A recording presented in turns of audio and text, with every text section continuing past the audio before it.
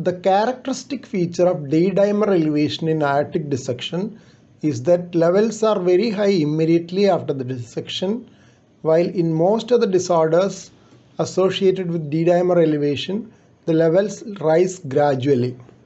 Hence, the highest diagnostic yield of D-dimer estimation in suspected aortic dissection is in the first hour. It may be noted that D-dimer may be negative in intramural hematoma and penetrating atherosclerotic ulcer, two other important acute aortic syndromes. Please subscribe to this channel for future updates. Click on the subscribe button. Press the bell icon after that for all updates.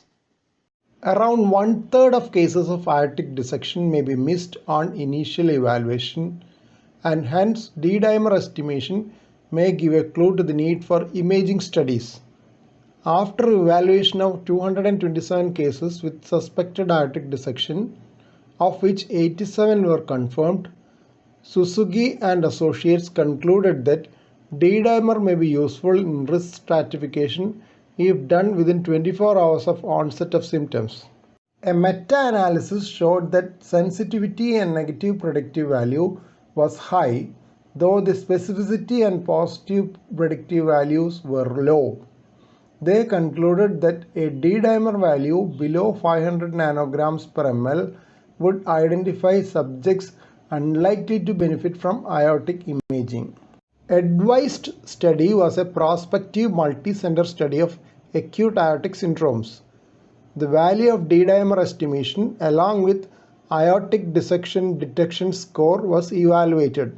The study concluded that the combination of aortic dissection detection risk score and D-dimer estimation may be considered to standardize diagnostic rule-out of acute aortic syndrome.